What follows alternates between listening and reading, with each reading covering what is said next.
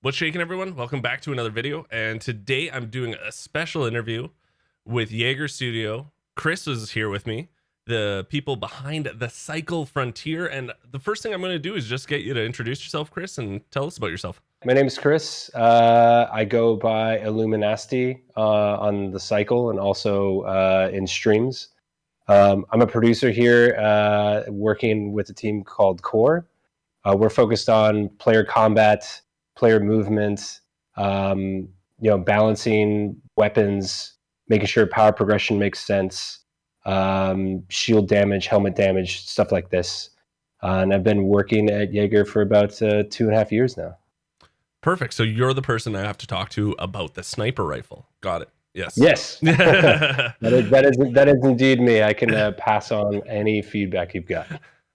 So, we're just going to do random questions. There's no rhyme or reason to them. I'm just going to I just wrote down a bunch of questions. We have some questions from a Reddit post that I posted about if they had any questions, and I picked a couple that I really liked. And, the first one is something I want to talk about that I think everyone was thinking about really is you guys put out the Cycle originally, and you were on the team when that came out, right? And it wasn't a bad game. It just didn't hit as hard, right? And now you guys put out the Cycle Frontier, and it exploded, right? It kind of blew up for a closed beta. What was the team's reaction to this? Was anyone really expecting this, or was it you guys knew it was special and you were just yeah, it's great to see other people kind of see our vision too? I mean, we didn't expect this reception at all, especially having developed the old version of the game and then working through this creative pivot to actually turn it into what you're seeing today. When we were playtesting internally and trying to think okay, we need to make sure that so many of these different topics are working, and is it actually working? We were a little bit apprehensive to drop the NDA when we were actually initially starting the closed beta. And then when we finally did and Summit picked it up, we're like, oh, this is what we were missing, which is this critical mass of players playing the game. So we're like, oh, the formula works, and it works so well. So it really blew us away. I think too many developers were just focused on watching Twitch and not working, just taking down notes. I saw people with their notebooks taking diligent little reminders to themselves. But yeah, in general, we were just so stoked that everyone loved playing the game.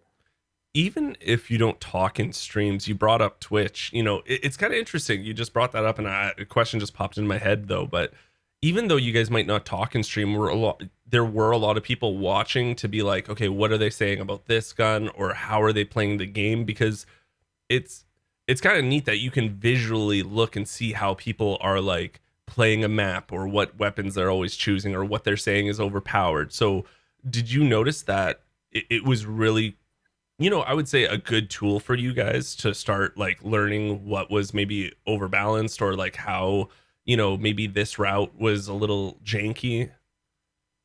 Yeah, 100%. That was actually, the majority of our conversations were oh, we were watching Geeks. He was playing with this. Oh my God, he was him and his buddy did that sniper shot to one person when he threw an audio grenade. I actually snapped that, by the way. It was a good play. Thank you. But it consumed everything we would be talking about. Even though we may not be interacting with people in Twitch, we would just be watching streams constantly and just really trying to digest everything that was happening, because it's so valuable to see players playing your game, especially when you actually have a video on them to see their reactions and what they're saying and what they're feeling. This is huge. So it's been monumental for understanding what the priorities are for us next. Would you say it motivated the team a little more? Yeah. I'm sure you guys were always motivated, but seeing the explosion, seeing the excitement, and the feedback, even with the negative feedback, I'm sure it really energized everyone a little bit. Definitely, especially now that we're moving into the next closed beta and thinking about what we want to do for that and planning for it. We're just so pumped. We're okay, when can we get this thing out? When can we push this thing to everyone again? Because I get hit up constantly about this, and I love it because I'm always just like, soon. But yeah, we're pretty jazzed about the next iteration, so you guys can play it. So I have to say this, or else I'll get beat up in the comments. Of course, I have to ask. You guys are doing another closed beta, or yeah, another closed beta, right? I'm not sure. I'm not sure. I'm going to try to trick you into this. Another closed beta, right? Do you guys have a date set, or at least internally, do you have a date set? Do you have a date you can tell us? Anything about that? I hate to say this. I'm sure that's going to be something you hear a lot, but soon. Um, Something to just like put some context around the soon part is that, we're not the biggest studio in the world. We're definitely competing with larger games that might have bigger development teams. We want to just make sure that the work we're doing is sized to the right amount of work that the team can actually deliver on. So we're currently just planning, prioritizing our work, making sure the scope makes sense, while making sure that we're keeping in mind that like everyone is just dying to play this game. So we want to play with you guys again too. Yeah. So we're trying to just make sure we can do that as soon as possible, while making sure we'll not crunch. So with another beta, then, you guys said the game was coming out early 2022. So is it going to go beta and then the release? Or are you guys just going to release it in beta? How is that going to work? Can you comment on that at all? I mean, we definitely want to do another beta, and then from that point, I think we want to see how the reception is. There's quite a bit still for us to like balance and make sure everything's correct. I think with a lot of the feedback that we've been getting, it's helped us reposition what we think is the next thing to focus on. So I think once we start getting that initial feedback, we'll probably take those next steps to see like, okay, what's next for us? Are we ready for a release? Are we ready for another open beta? But we'll definitely have to see as the time comes. Okay. Well, I have to ask. I'm sorry. I know you guys couldn't say much, but I had to ask because if not, they will beat me up. One thing I did notice about, balancing in this game, it was really one thing I actually really loved was that there's no flea market, and you guys have commented before how there's never going to be a flea market, or at least not anytime soon, kind of thing. That's not in their plan. The thing I really loved is like, let's say I had 400,000 Kmart dollars, right? I had 400,000 Kmart dollars to get the green backpack, to get the purple backpack, to get any sort of armor, helmet, backpack. I had to still go out and get basic stuff that a noob would want, like ore, right? Like that's what I really like. I like that it doesn't matter how high of a level you are. If you need to craft something, you still have to go back to level 1, and you finding level 1 stuff, say. One thing I did notice though was like weapons were just free game, right? Like you could just buy these powerful weapons straight up for Kmart dollars. Are you guys going to have it so that like the weapons are just so powerful and them being able to be just bought from Kmart dollars? Are you guys balancing that differently, or are you guys still sticking with just money for the guns? Currently now we are sticking with being able to purchase these weapons. Of course, like as you increase your level and like faction progression, stronger weapons will unlock. So we have like just different tiers of weapons based on your progression in those factions. And then that kind of like drives also kind of, what kind of goals that you're going to set out for yourself, because the contracts also kind of escalate. So everything's just kind of like this harmony between the economy, what you're putting in, what you're searching for inside the match. But yeah, in general, we're going back to rebalance a lot of our weapons. We want to make them feel more unique. Doing so is like touching on animation. It's going to touch on, actual design balancing. It's going to touch on sound effects design. It's all about not only the feeling of shooting a weapon, but also the perception of it as well as you're handling it. But yeah, I definitely do agree. Like watching too many streams where everyone's got a purple gun and a bolty with them.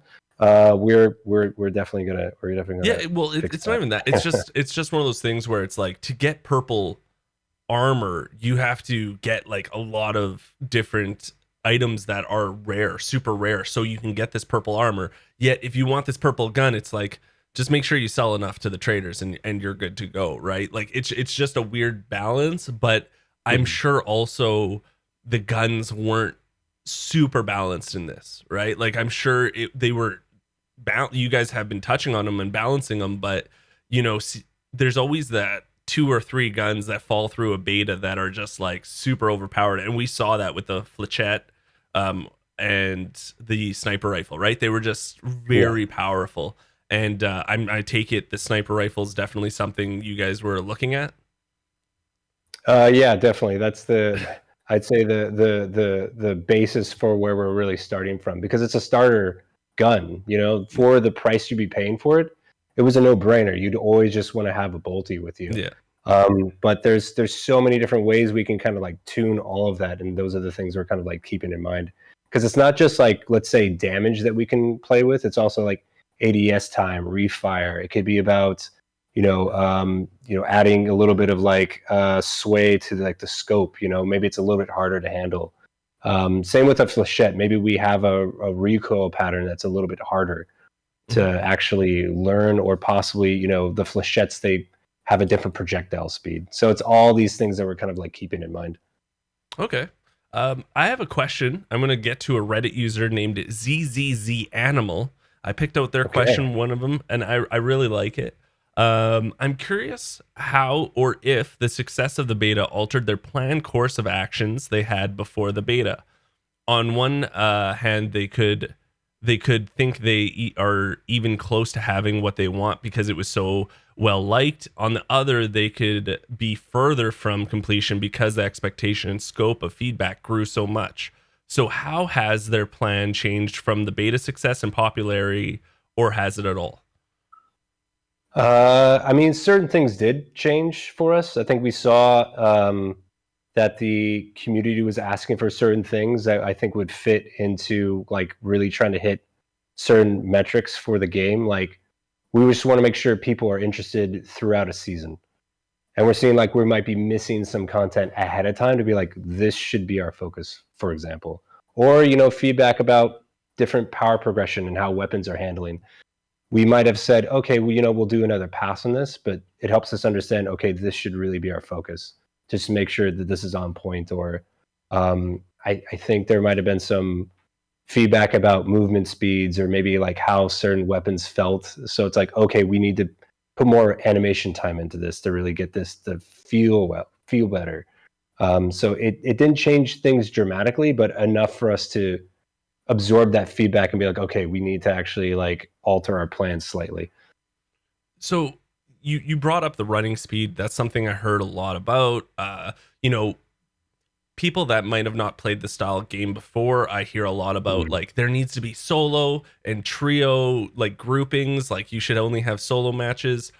What's feedback that you have gotten that you guys are definitely like, oh yeah, we need to change this? And then what's some feedback that you get a lot of and that you're like, I'm sorry, but this is staying the way it is. We really like, this is core to the game where we won't change this. Like you did say you're changing running and whatnot, but has you gotten other feedback that you're like, you know what, guys, like that we won't change this. This is the way it's supposed to be. Mm-hmm. I think a lot of people, like, I might need to think about this question actually, because at least for the core team, it would be about like weapon balancing, but at least for the broader sense of the game, you know, hold on a second, I need to think about this one. Sorry, man. Yeah, no, dude, take your time. Yeah. Take your time. Yeah, and also at least for the movement speed, I think we're really looking into just walk speed, really, just to make sure that doesn't feel as sluggish. But yeah, in general, like we just want to make sure that we don't kill animation. Yeah. So just like just to peer behind the veil real quick, like we have this like blend space that we have for animators, so that if there's different movement speeds, it can kind of like determine, okay, within this range, these ranges, there's going to be these different player movements that dynamically change the speed at which the player is moving between like a walk, a slow walk, a run, a jog, a sprint. So if we go above that threshold, which is like if we change the movement speed faster, the animations are going to be like out of sync with sound effects. Like Oh, gotcha. certain animations for running is not going to look good. Third person it's crazy the impact of like hey, we want to increase the movement speed, and it's just like, oh my god, everyone get in here, we need to talk about this. It's crazy. Okay, so um that's something I always thought about, right? Like on Reddit, yeah. there are a lot of, this brings up a good point. There's a lot of like armchair developers, and I'm sure it drives you nuts, right? Like to me, it's like, hey, just do this one quick, easy thing. And then it's like, you don't understand how much this changes so much of the game. And you guys describing that in the just speeding up a little bit of an animation to walking running could just change the entire game. And I'm sure it's kind of frustrating sometimes because with popularity in your game comes critical mass, not hate, but like critical mass, like armchair deving. Did you notice a lot of that? I mean, it's just the usual stuff that you'd see in the games industry. People like have opinions and thoughts on a game and what they would like to see based on previous experiences. But I think in general, like, definitely points to an issue that there's like this lack of understanding how a game is developed. It's almost like you push a button and the game kind of exists. There's so many decisions and so many discussions that happen to actually balance something or to make something work. So it's like, at least for me, like if I can, like on streams or if someone's talking about something, I try and give them the context of like how to make that happen. It's not much. It's like a drop of water in a giant ocean where people are just like, give me the content and do this thing and do that. It's never quite so easy, I guess. Yeah, it's always easier said than done when you're just Yeah. playing the game, right? You did talk Yeah, about exactly. you did talk about seasons and how you guys are wanting to like you said you wanted to make sure there was enough content. You guys wanted to make sure you're focusing on things so that the seasons feel really good and they're not, I'm guessing long, they feel long in the tooth, right? So Mhm. I have two questions for this. I'll just put them together. Is one, how long are you envisioning a season to be? And two, Mhm. what are you looking for? Like, what's the team's vision of like every season? Are we going to get, a new battle pass? Okay. But then are we getting like always a new map, maybe new monsters, new guns? Like, what's the vision of every new season for you guys also? Mm. At the moment, we're looking to have a season be about, I would say, like 3 to 4 months. We're still trying to like figure out what the sweet spot is for us. In terms of like the vision, we just still need some time to like flesh out those plans. But we do want to add more content that players are going to be able to run through. I think we're really like looking into like PVE to really make sure like, okay, the end game has maybe a dungeon that you might be running through, or maybe there's a new weapon to play with, or maybe some new creatures to fight. So everything, as you said, it's just we're trying to see what makes sense within our company because like we're still quite small, so we need to make sure that it kind of like fits within our roadmaps basically. Okay. That totally makes sense. You guys are a smaller studio. How many people do you say is working on the Cycle Frontier right now? We have about 80-ish people right now. Still trying to scale up for some really important roles so that we can actually meet the demand. But yeah, we're still, I would say, like mid-size. Okay. And you brought up dungeons being kind of PvE centric, and this is something that like I just sat there and looked at the dungeon, and when you were in the mine on the first map, right? You were in the mine and you had the key card, you go into the mine and then you get the all the good jewels and gems there, and then you Oh just see yeah. the dungeon door and it's just open a little bit, right? And I just try to think like what is a dungeon? Right? What's going to be your plan? Can you tell us like how you envision dungeons to be? Is it like mostly PvE? Is it mostly, PvE and PvP like the rest of the maps? Is there one giant boss that we're going to see? Like how are you guys envisioning this? Hmm. There's not much I can speak to on that since it's a different team planning it. I know, shucks, but I will say this: that it will, depending on what the designers have in mind, it could be a cross of PvE, PvP, maybe focus on one or the other. It's really just about, what we want the player to experience in the end. Yeah. And we have some very bright minds in the maps team making all that happen. Okay, perfect. You sure you can't tell us? No, okay. So a lot of people want to really, even though they haven't seen what your monetization plans are, a lot of people do kind of look at the dark side of things. They're just expecting the worst from every company nowadays. You guys are a free to play game. You have to make money in the end of the day. How are you guys? What's your vision for monetizing this game? Well, I mean, definitely, if we're taking a step back, one of the big things we don't want to be perceived as is like a pay to win game. So none of our mechanics inside the game that would be perceived as monetization are definitely always keeping that in mind. We're still definitely planning some things out. We have a little player council that we put together that are with community members, Discord members, other players as well, to actually like kind of test acceptance of these things to see exactly, you know, what's the feedback around it, so we can actually see if it's the right direction or if we need to change anything. Because yeah, definitely at the end of the day, like you mentioned, you know, we are a free to play game and we need to find ways to definitely keep the lights on. But more importantly, it's to grow the development. Because you know, if you look at kind of like the games as service kind of model, it's intrinsic value. That's really about the player yourself is like finding value from the product itself. Like if you're playing it for a number of hours, you know, and there's content that you want to invest in, that's your opportunity to do it. And that a games as service is you know, a game that extends for a period of time that someone will be putting in hours and hours of gameplay time into. So that's what we want to build. We want to build this world that is always evolving and growing. And you know, I think a key lever into making that happen is kind of like free to play and how we monetize the game. So it's really important for us, but we always want to make sure that it's not offensive to the player base. Definitely. So it's still something that we have in development. I'm really happy to hear that you guys have, you know, core community members that you guys trust, and you guys are showing like, we want to add this. You know, is this not slimy? I'm not going to say that, but is this acceptable? Like, would you guys see this as being A, something that we should put our time into, and B, something that you guys would like to purchase?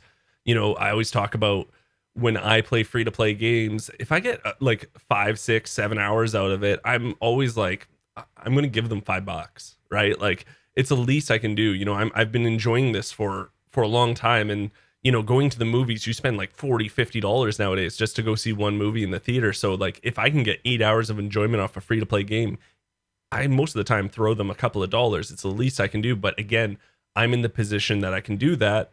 And it's nice to know that people that don't have the income maybe, and they still really enjoy your game, they might not be at a disadvantage per se. Maybe they won't have as cool cloaks or helmets or, you know, stuff like that. Or, you know, say like the season pass is something that also is kind of neat. They always do it where there's a free version, and then if you bought it, you get the extras on top of that. Are you guys going that route where, you know, everyone gets a season pass and there's certain, you know, places to get it for the free play, like, you know, level 1, level 5, level 10, everyone gets that, but if you buy it, you get like level 2, 3, and 4 in between? Are you guys going that route also? Yeah, we'll definitely have a pass that players can have, like a free track and then a paid for track. Okay. Still putting together exactly what is going to be in those, but definitely I would say, you know, we want to give people equal competitive footing no matter where they're coming from. It doesn't matter who has the biggest wallet. You know, maybe there might be a chance that people can flex a little bit more than other ones, but it's not going to be something that's going to give you like an advantage in the game. That's great to hear. Thank you. Yeah. Thank you. So this next question is a two-parter, and I'm going to reiterate that I didn't play the original Cycle. I'm really sorry, but I didn't. And I was watching some old footage yesterday just to kind of, you know, look behind the curtain at what you guys did before. There's two things I noticed. One, there was a lot of different types of monsters, and I would like to know what your final vision of, you know, these mobs are going to be. Like, how many do you think are going to be in the game, or at least how many new ones are we going to see? And the second part is, I noticed you guys had like a hover bike in there. And I noticed in the player HUD there were, busted down hover bikes in there. So are we also going to see hover bikes maybe? Yeah, I guess to start with the first question, Yeah. that's not the team that I'm managing, but I can speak to what they're working on. At least for this next version that people are going to be able to play, we are working on some variations because there were some gaps in this power progression. So if you look at where the gun tiers are and how many of them are, there's this huge disparity between like lower level mobs and then Jeff and then the Crusher. Hmm. And there was just like nothing in between there really. So at some point, like either all enemies were impossible or all enemies were easy. So we're kind of like building out at least some different variations for now that can stay in these different areas of the map to showcase, if this is a higher tier area, you should basically be geared up for it rather than like, oh, I'm just gonna run through the jungle and just like steal a bunch of focus crystals and be out. Like we're always watching streamers and be like, we need to fix this. But I think the end game for creatures is that Fortuna is this alien world that's like brimming with life. Either it's hostile or it's, just NPCs that maybe have some different interactions. You just fill out the life of it. We have our own separate team that's focused on creatures, and their whole job is just make sure that part of the game is solid, and their plans for the future look really, really good. So like, as you said, we had some creatures from the old game. There's a chance that we may find a place for them in the new cycle, but obviously they need to be redesigned and also brought up to the same quality. But we're all keeping that in mind. And then second question, the hover bikes. Man, I missed the hover bikes myself because they were so cool. But the old game was really all about speed. It was all about like how many points you can get in a short amount of time. You were really always working against the clock. So with some of our maps being as big as they were and also not as dense, the hover bikes worked. Hmm. It's like, okay, I need to get to this objective. I'm gonna do. You're kind of like planning out in your mind with the composition of contracts that you had, like how quickly you can do them. So they hover bikes kind of fit in that context. If they were to go in the current cycle, that would probably need quite a bit more design to make it happen. But to be honest, we are kind of like thinking like, would it actually fit in the game? We're always kind of like looking at what we had from the old game to see if there is a way we can bring it back outside of just having it inside the station, for example. Because yeah, we love them too, and yeah, it's just a matter of seeing like, okay, do we have context where it would actually fit? You keep going, like you said, sorry, that you keep going, they keep kind of going back and forth, or just like maybe we can add it, and in the last interview I heard from you guys were going back and forth on leaning and the leaning mechanic, if that's going to be in the game. Is there another two-parter where, is leaning coming in the game? Like, where are you guys' stance right now with it? And the second thing is, what are some things that you guys do constantly go back and forth with, and you guys have to constantly just be like, I don't know, maybe we want it, but does it fit? Like, is there other mechanics other than, say, the hover bike and leaning that are like that? Yeah, the leaning is actually a really interesting topic because we do go back and forth on that because it's it's a different style of gameplay now. All of a sudden, you have like a much more core kind of like move set. So we're trying to figure out like, does that actually fit with our game? And with the condition that was in when we first like had it, we're like, okay, this needs quite a bit of work to actually make it really fit the game and also just like fix some of the bugs. That Yeah, it's just a constant conversation. The other one is if you saw from the old cycle on any of these videos, we had these pretty bombastic exotic weapons, like basically a walking artillery gun, Oh, these okay, giant gotcha. shells that get launched in and explodes everything around it, or what was like this thing called the haze launcher, which was it'd shoot this bubble of I don't even know what it was, but it was like this gelatinous mass that when you shot more bubbles into it, it just would grow in size. and you'd have to manage how big it was, or else it would just explode and do damage to everything around it. That would 100% with the tuning it has not fit in the game. Like imagine you're just like inside of a bush and someone has this giant artillery gun and just blows Yeah. everything up in the area. So we do want to bring those back, but it's just it has to fit the context of what is kind of like a tense and uncertain game. We don't want to give someone the chance to have a gun that just kind of absolutely breaks the game. So Well, it's just this delicate balancing act. it's good to hear that, like, as a studio, you have all these assets, you have all these things already built out, fleshed out, but you guys are very much against, if it doesn't fit in this game, we're not using it. Maybe later on we'll test it and maybe think a different way to use it. But it's nice to hear that, like, just because you have the assets ready and you guys have all this stuff, you guys are still like, we're not using it. Like, this just doesn't fit. You guys have it sounds like a pretty grounded vision, and everyone knows what they want this game to be. And Mhm. I appreciate that. I think that's why the game's so popular too, is because you guys do have a vision that's very strong, and you can notice that, right? Like, it is a lot of fun. So thank you again on this. We will add another question for sure. I have a bunch of them, trust me. But one question I had Sure. was key cards. It's very odd because a lot of times you didn't need the key cards because, say, the raid lasts 6 hours, right? So say someone at the beginning of the raid used a key card, doors left open, and then it's just respawning stuff and the door gets kept open. Or what I noticed is, if it just got hit and the door is closed, I can still just open it and wait, right? So how is it tuning these key cards? I'm not sure if your team works on that, but do you know if there's like some tuning going on with these key cards? Because they are some pretty high value areas, you know? Mhm.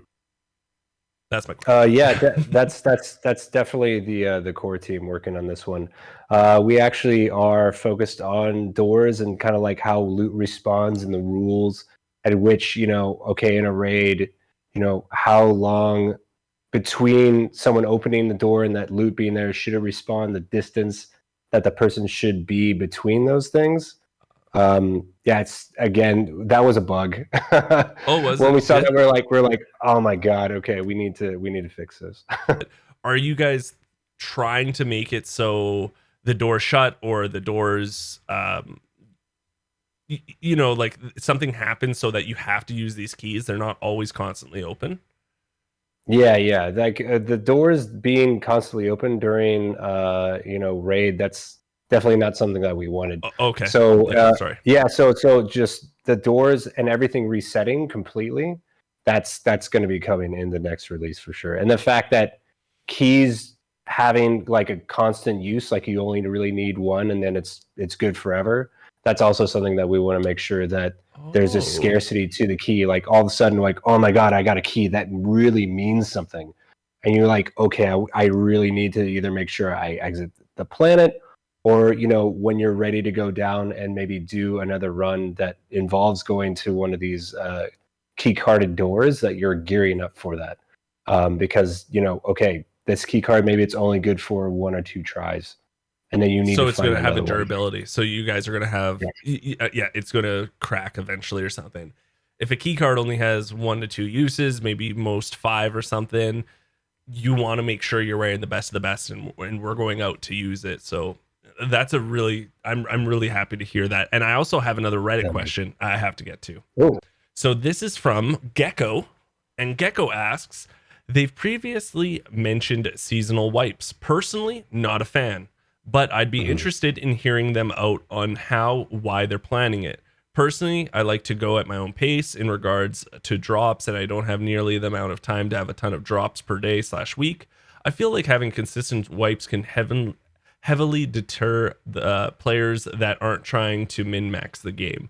So you guys are doing seasonal wipes. This person, I hear this a lot in these styles of games. People like wipes, people don't like wipes.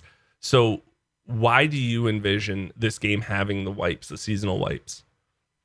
Yeah, this is something that as we were developing the game, we were really going back and forth on, like, what do we want to do as we go to different seasons? There's this idea that, the game is kind of about the grind.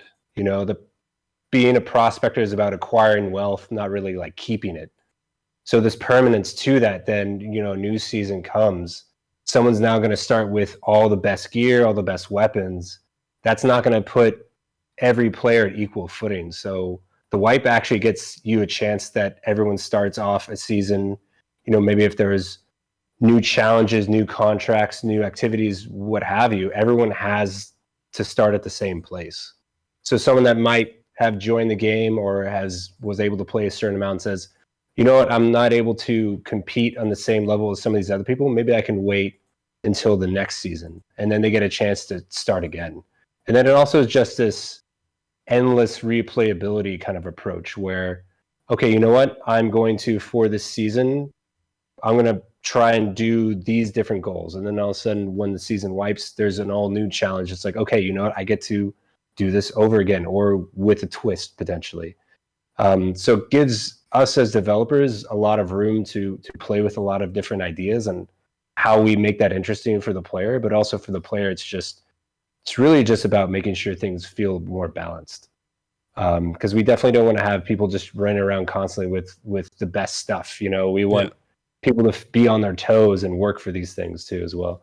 So one thing I've heard about in the, I've heard feedback about a lot, and I kind of want it too, is this spectate mode. I kind of want to, when I die, I want to be able to watch, my buddy kind of see what he's doing for the rest of the time. Is that something that's kind of getting planned maybe?